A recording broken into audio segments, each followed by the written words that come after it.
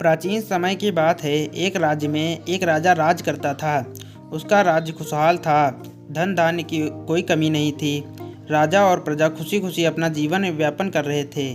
एक वर्ष उस राज्य में भयंकर अकाल पड़ा। पानी की कमी से फसलें सूख गईं। ऐसी स्थिति में किसान राजा को लगान नहीं दे पाए। लगान प्राप्त न होने के कारण राजस्व में कमी आ गई और राजकोष खाली होने लगा। यह देख राजा चिंता में पड़ गया। हर समय वह सोचता रहता कि राज्य का खर्च कैसे चलेगा। अकाल का समय निकल गया, स्थिति सामान्य हो गई, किंतु राजा के मन में चिंता घर कर गई। हर समय उसके दिमाग में यही रहता कि राज्य में पुनः अकाल पड़ गया तो क्या होगा। इसके अतिरिक्त भी अन्य चिंताएं उसे घेरने लगीं। पड़ोसी राज्य का भय, मंत्रियों का षड्यंत्र जैसी कई चिंताओं ने उसकी भूख प्यास और रातों की नींद छीन ली। वह अपनी इस हालत से परेशान था, किंतु जब भी वह राजमहल के माली को देखता तो आश्चर्य में पड़ जाता। दिन भर मेहनत करने के बाद वह रूखी सूखी रोटी भी छक्कर खाता और पेड़ के नीचे मज़े से सोता। कई बार राजा को उससे जलन होने लगती। एक दिन उसके राज दरबार में एक सिद्ध साधु पधारे। राजा ने अपनी समस्या साधु को बताई और उसे दूर करने का सुझाव मांगा। साधु राजा की समस्या अच्छी तरह समझ गए थे।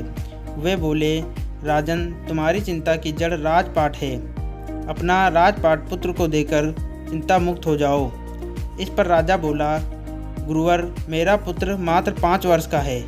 वह अबोध बालक राजपाट कैसे संभालेगा? तो फिर ऐसा करो कि अपनी चिंता का भार तुम मुझे सौंप दो।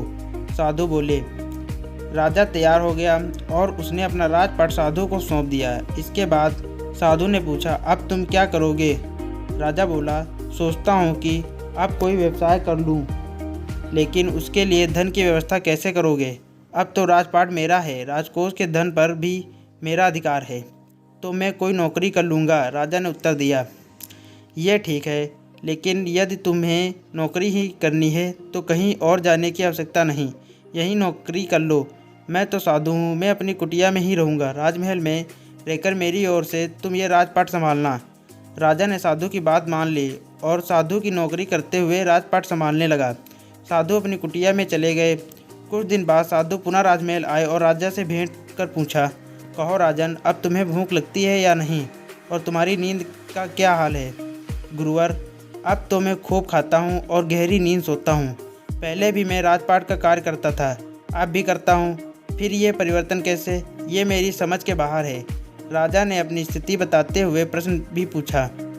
साधु मुस्कुराते हुए बोले, राजन, पहले तुमने काम को बोझ बना लिया था और उस बोझ को हर समय अपने मानस पटल पर धोया करते थे, किंतु राजपाट मुझे सौंपने के उपरांत तुम समस्त कार्य अपना कर्तव्य समझकर करते हो, इसलिए चिंता मुक्त हो।